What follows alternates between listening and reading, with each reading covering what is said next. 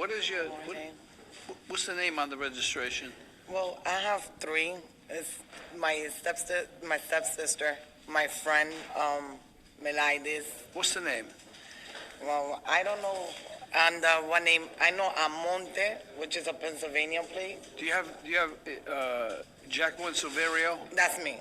Okay, and then you have Maciel Almonte Yeah, that's my sister. and Midelis Nicasio. That's my friend. Well, you have an awful lot of tickets here, Jacqueline. Yes. I moved to that address on June the 1st. I am not allowed to park in the parking lot because my plates is not from Rhode Island yet. I'm having a little issue of transferring my plate. And they told me that I could park in the streets. I've been parking there for the month. And then on June, I think it was like July the 15th, they just started giving tickets. All right. My car is still parking in the street, and I haven't gotten a ticket. Okay, first of all, I know you're from Pennsylvania, right? My plates are. I used to live here before. Okay, but you went from Pennsylvania, you came back. Yes. All right.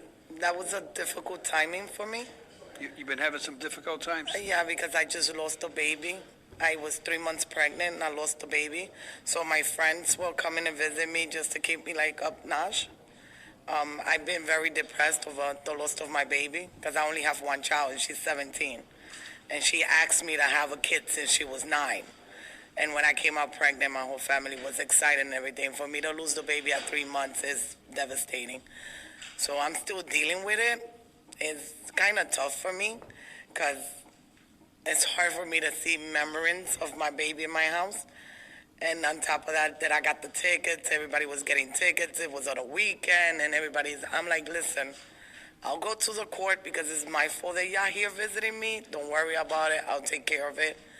And like today was that day that I woke up and I said, let me go to court. Let me do this so I could get over it. But it's been kind of hard for me these months because of that. Every time the day comes close to the day that I lost my baby, it's kind of hard. It happened on June the 24th, and they took out my baby on June the 28th. Jack, what about these other tickets? Are you going to be paying for them as well? I'm being honest. They're my friends, and they were there for me, so I told them that I would take care of it. I mean, they were there for me, and they're still there for me because my friend, Nicasio, she's still living with me because she's afraid that I might do something to myself because I'm totally depressed. My daughter just came from Florida because she moved to Florida, and she was with me for like 2 weeks, and then she went back and she told my friend that she was afraid of leaving me alone. Your story is very moving for me. I think all of us have a great deal of understanding and sympathy for you. You present yourself as just such a decent and honorable person.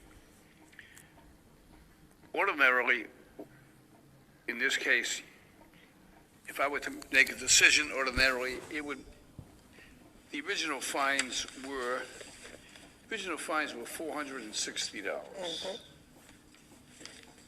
I probably would have reduced that ordinarily to like $200.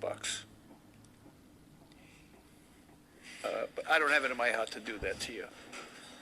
So I have the fortune to reach people all over this country, actually all over the world, through social media and through television. And some of the stories here are so compelling that people who are very generous, who have good hearts and understanding, have sent in checks saying, please use these for someone who you think is worthy of consideration. And God bless them for their generosity. So I have a check from someone from Illinois, from Downers Grove, Illinois, from a Miki and Howard Hansen, and also from Sterling Heights, Minnesota, from an Euclid Doko, who owns a business called Amazing Force. They both have sent in a check for $100 and asked me to use it for someone who I think is worthy. So I'm going to use their generosity to pay for your fines. I'm going to reduce the fines to $200. Thank you. Come up here. Come up here. I want to give you a hug. Come up here. Come up here.